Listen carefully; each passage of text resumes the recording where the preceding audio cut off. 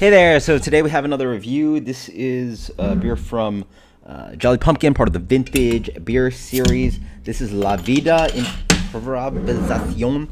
This is from 2017, so actually not as old as some of the other beers. What did they say about the beer?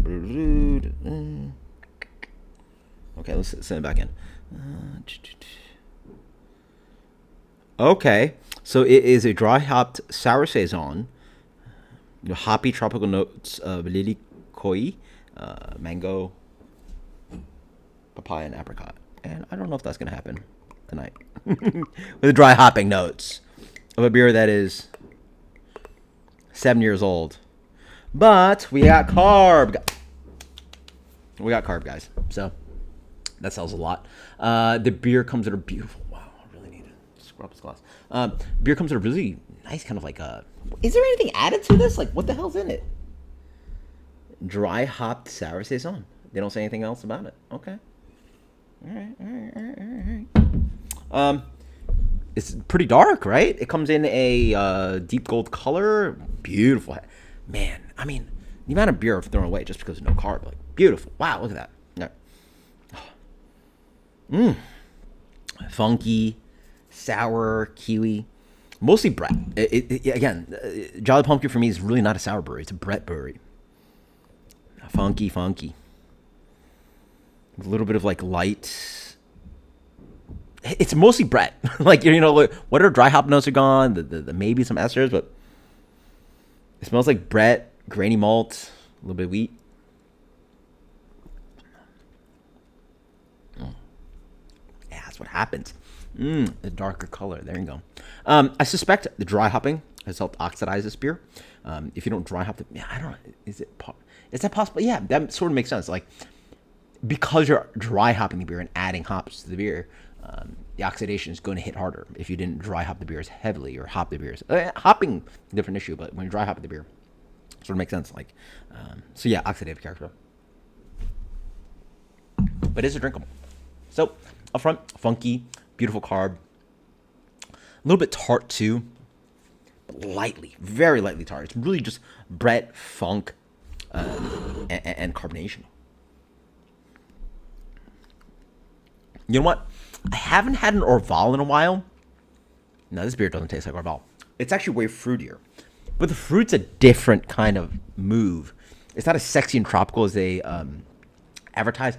What is... It's really dirty, funky Brett beer. It's so dirty. And it's tasty dirty. Oh, man. On the back end, it's like almost like the prettiest thing I could say is like seaweed, soy sauce on a pale beer. But it gets like, ooh, like I'm thinking like black plastic bags and stinkies. Like, Up front, there is a little bit of fruity character and tartness. Reminds me a little bit of rhubarb. You get a little bit of rhubarb pie kind of thing going on. But it's dry and not really sweet. It's a little bit of impression of that. This beer is fun. You know, I'm glad it's not as old. Granted, 7 years is probably way too old to be having this beer. But for sure it is. What do they put on the sour on this scale? They didn't even tell you where to put it. Whatever. But it is still somewhat tasty, huh? It's fun. Again, when it's not completely laden with all flavors, and you actually can have a beer with carbonation that actually tastes like real beer, then you can dig into it and like really dig into old flavors. Like, that's when it's fun. Definitely some oxidation. Vinness. There's a little bit of this like tired wine-ish kind of character. You ever like leave wine out for a little bit of oxidized wine character? It's not a great beer, but it's funky and weird. The Brett is really what's holding this beer up. The Brett is noticeable in the nose. It's very noticeable in the palate. It's even noticeable in the back end. It's just a kind of like spiderwebby kind of oldish kind of Brett thing, right? But it has carbonation, liveliness to it. A little bit of fruitiness, a little bit of tartness, a lightly biscuity malt character.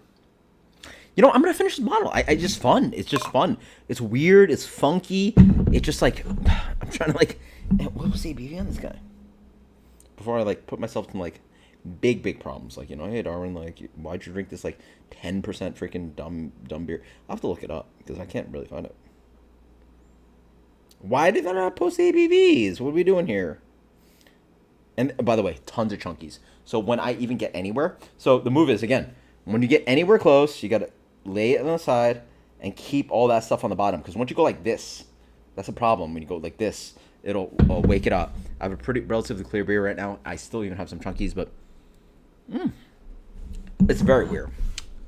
So what I get here is an aged Brett ale that has it has builds a decent head, decent carbonation, and look at that. That's just a beautiful beer. Like, if even any percent of the vintage beers I got, like that is gorgeous. Like, look at it.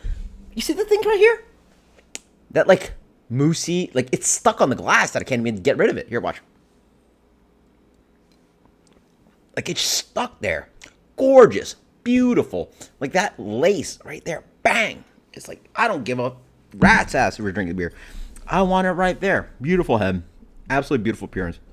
Great mouthfeel. It's just like a dirty, funky Brett beer at this point, and it's actually pretty tasty. I'm cool with it. I don't love it, but I also do love it for its age.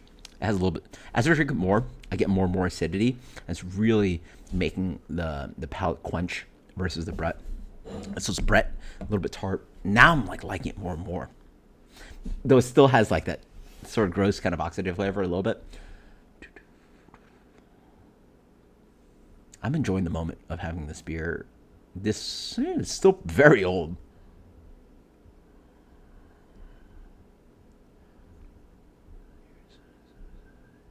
'86?